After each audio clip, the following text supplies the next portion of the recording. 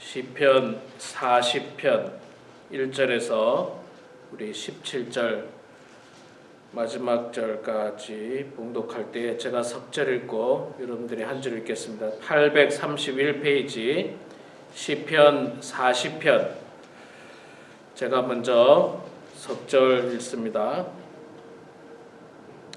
내가 여호와를 기다리고 기다렸더니 귀를 기울이사 나의 부르짖음을 들으셨도다.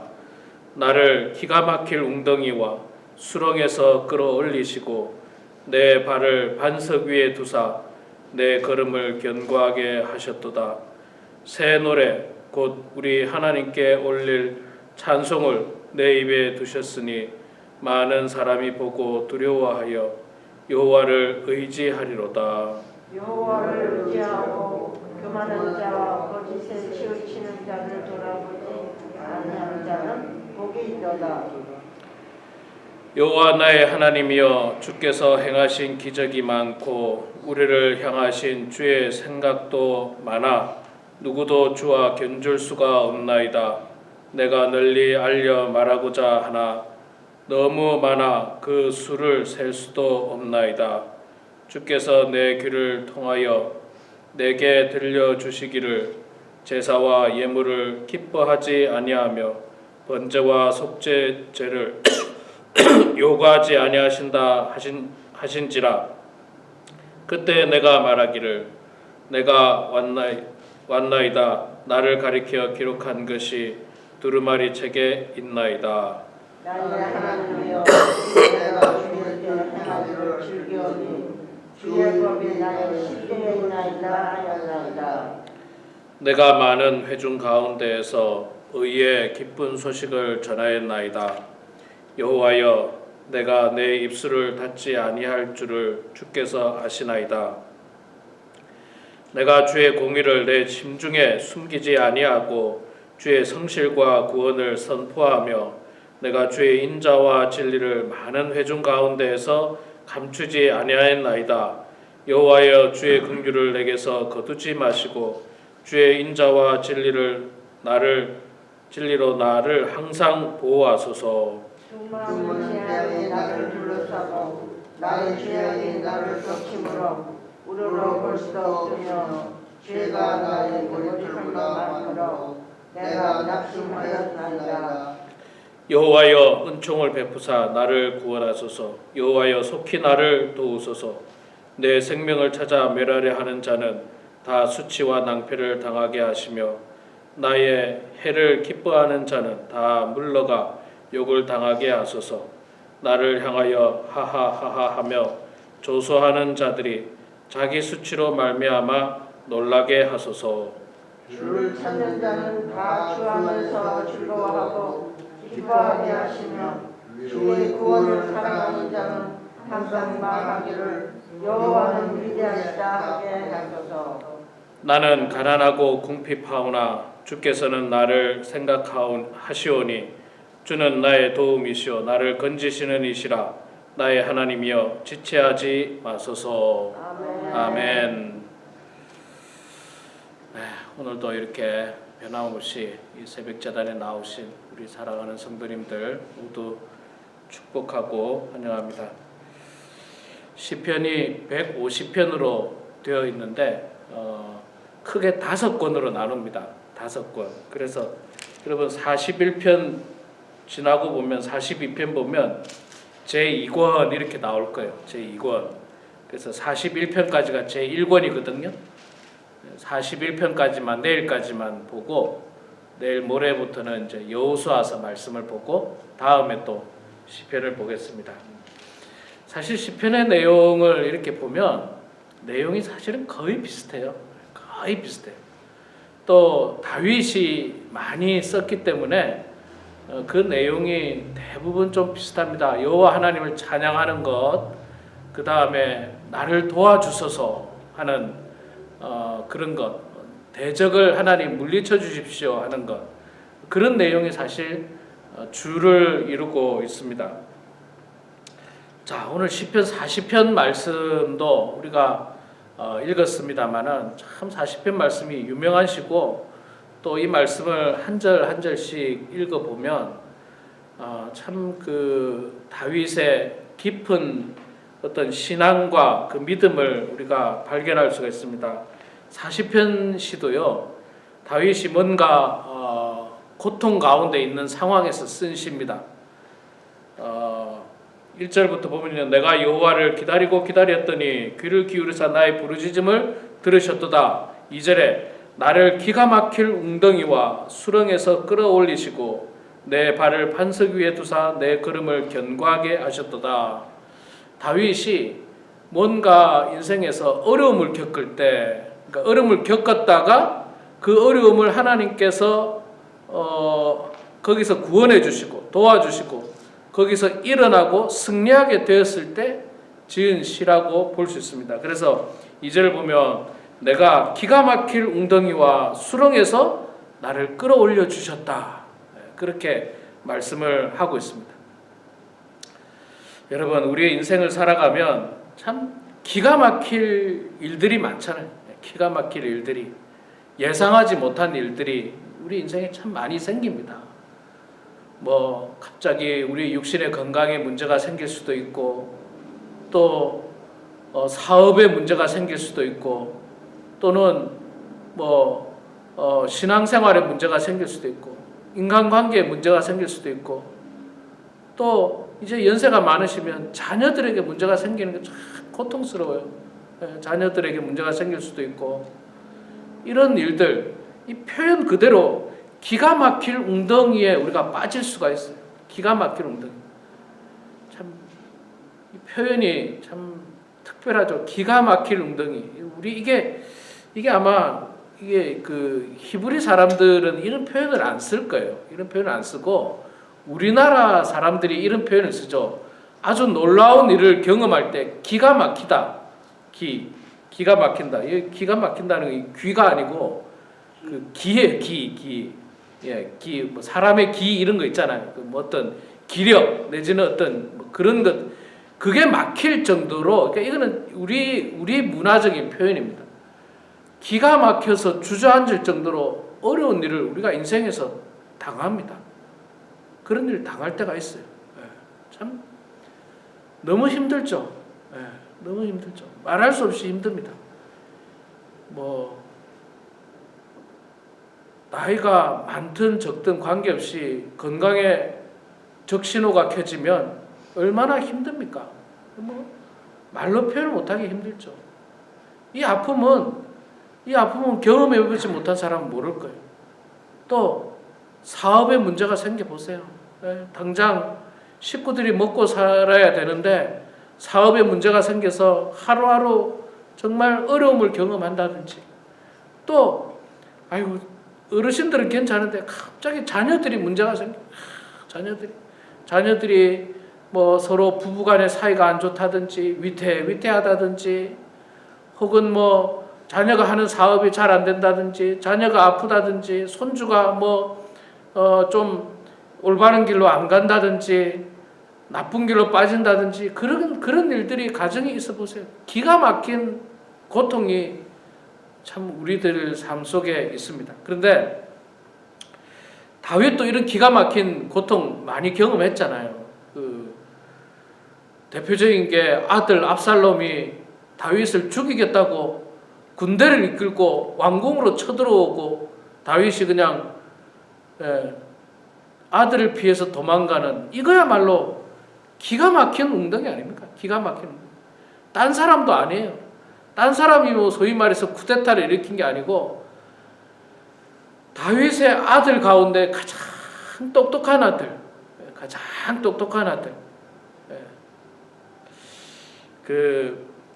요즘 제가 한국에서 유일하게 보는 드라마 중에 하나가, 딱 하나를 보는데 드라마는 이방원이라는 드라마를 봐요. 옛날에도 제가 이 조선왕조 드라마 사극을 좋아했는데, 이 이방원의 모습을 보면 어찌 그리 압살롬 같은지, 아버지를 쳐내고 자기가 왕이 되겠다고 아버지에게 칼을 겨누잖아요. 압살롬이 그랬잖아요.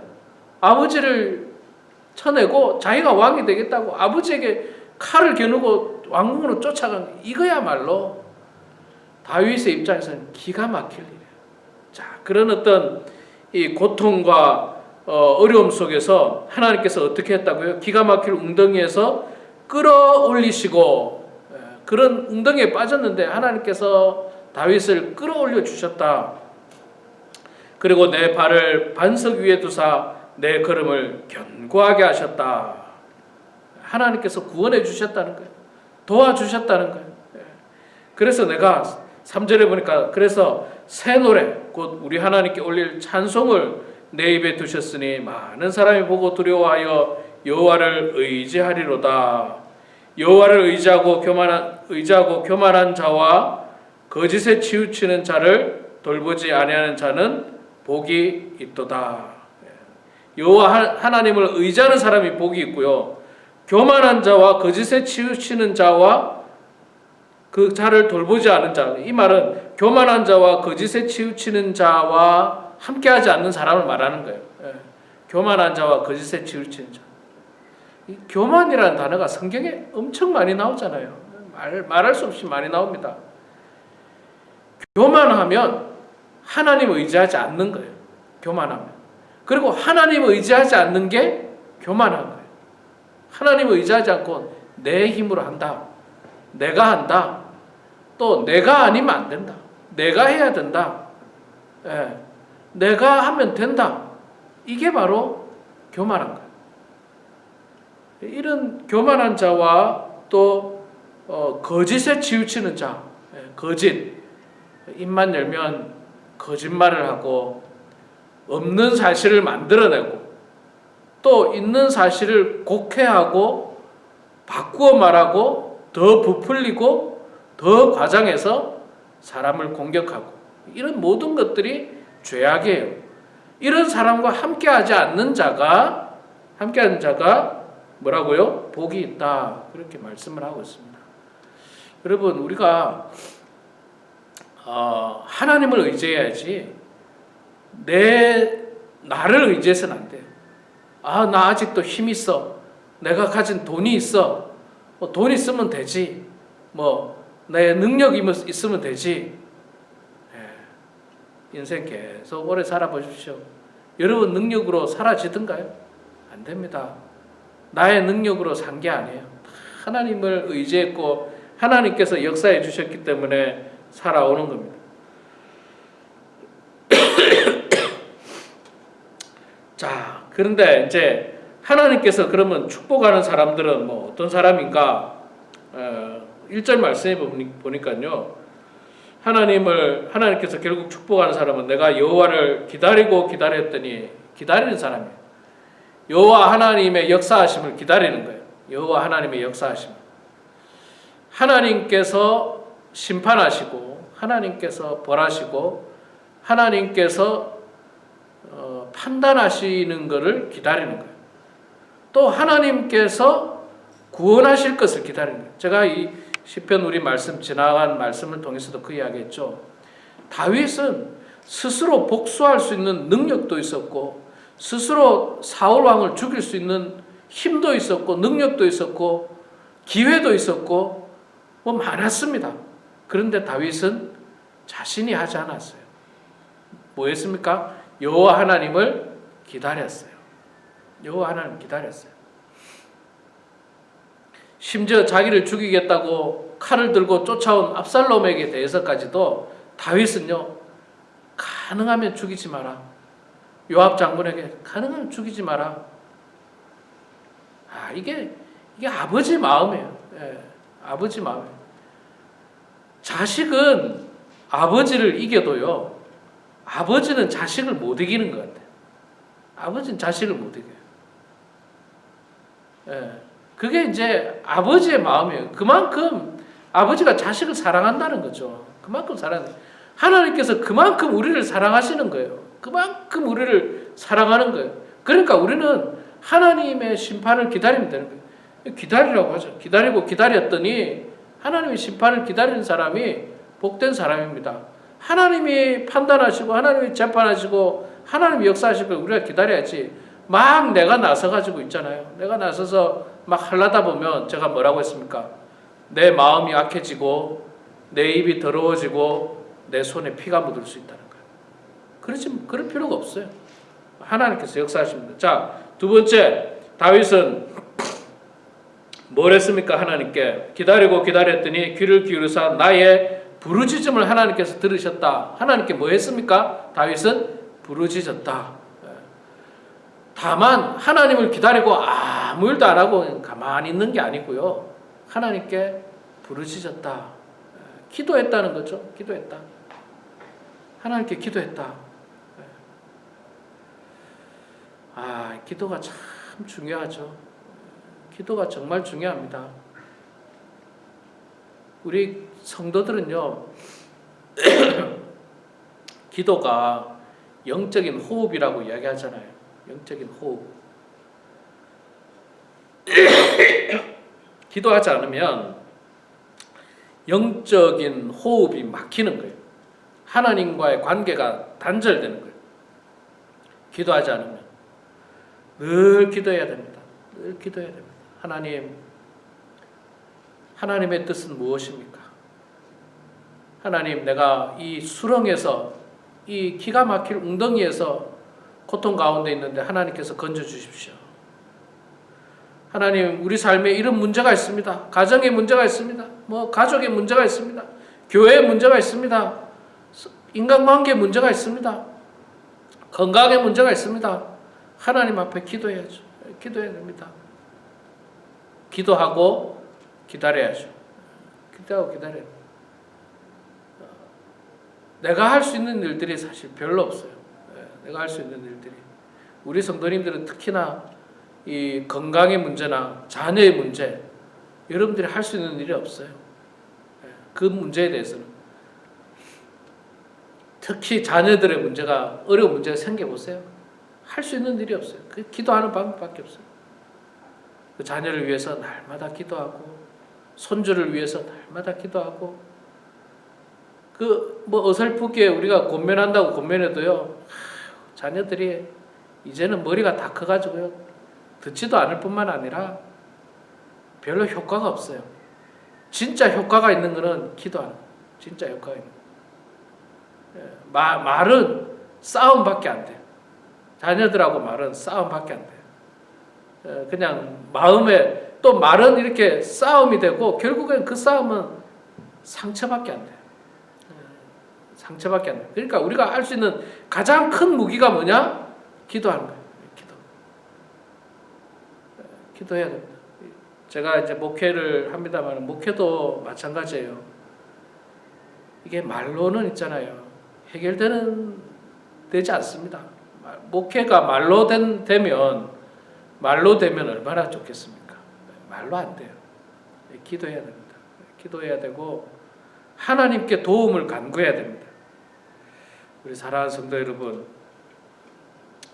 오늘 이 40편 말씀이 참 귀한 말씀이라고 생각해요.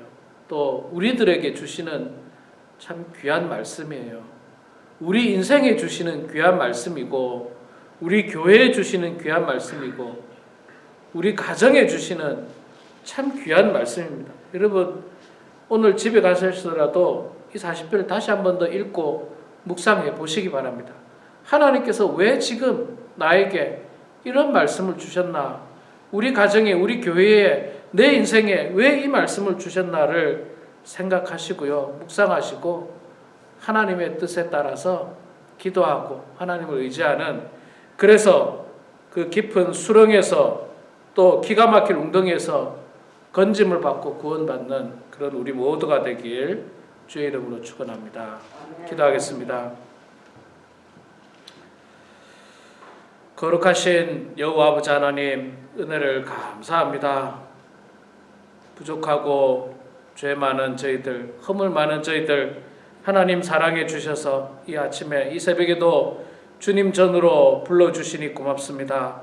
아버지 하나님, 저희들 참으로 험한 세상 살아갈 때 예측할 수 없는 많은 일들을 만나고 경험합니다.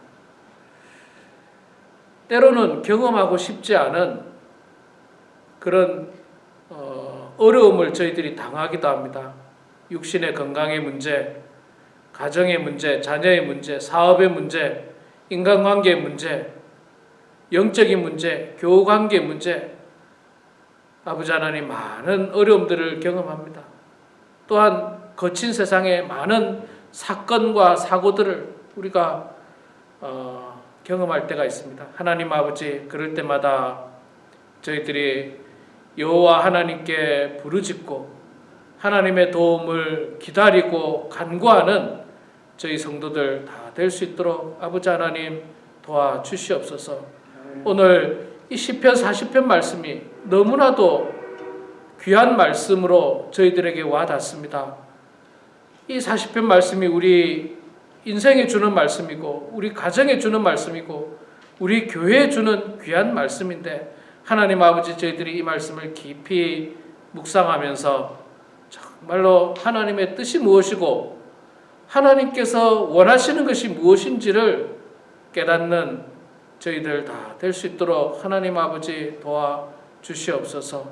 아버지 하나님, 늘 우리 마음속에 예수님께서는 이 어려운 세상을 어떻게 사셨는지를 생각하고 예수님의 삶을 돌아보면서 또 그분의 성품을 보면서 그분의 말씀을 통하여서 아버지 하나님, 저희들도 예수님처럼, 예수님의 생각처럼, 예수님의 행동처럼 저희들이 이 어려움을 극복하고 이 험한 세상을 헤쳐나갈 수 있도록 하나님 도와주시옵소서. 아버지 하나님, 우리 범원 한인교회를 주님께서 사랑해 주셔서 주님의 은혜 가운데 지금까지 오게 하시니 감사합니다. 하나님 아버지, 참으로 부족한 종이 때로는 미련하고 어리석어서 정말 주님의 영광을 가릴 때도 많았고 또 우리 교회가 참 하나님 앞에 온전하지 못할 때도 있었지만, 그러나 하나님, 앞으로 더욱더 우리 교회가 하나님이 기뻐하는 교회, 하나님의 뜻에 따라 움직이는 교회, 더욱더 말씀과 기도가 충만한 교회가 될 수 있도록 하나님 아버지 도와주시옵소서. 아버지 하나님, 마귀 사탄은 끊임없이 교회를 흔들고 무너뜨리고 와해시키려고 하지만, 그러나 여호와 아버지 하나님께서 저희들을 지켜주시고 보호하여 주셔서 아버지 하나님의 교회가 든든히 서갈 수 있도록 도와주시고 이 지역에서 죽어가는 영혼들에게 복음을 증거하고 함께 저희들이 손붙들고 천국을 향해 나아가는 귀한 교회가 될 수 있도록 하나님 아버지 도와주시옵소서. 아버지 하나님, 오늘도 겸손한 마음으로 주님 앞에 나온 사랑하는 기도의 용사들, 주님, 이들의 열심을 주님께서 기쁘게 받아주시고 아버지 하나님, 어려운 문제를 놓고 간절히 주님 앞에 기도할 때에 하나님 아버지, 우리의 기도를 들어주시고 주님 응답해 주셔서 그 기도를 통하여 기적과 같은 역사들이 일어나는 놀라운 기도의 시간 될 수 있도록 하나님 아버지 도와주시옵소서. 감사드리며 살아계신 예수님의 이름으로 기도드리옵나이다. 아멘.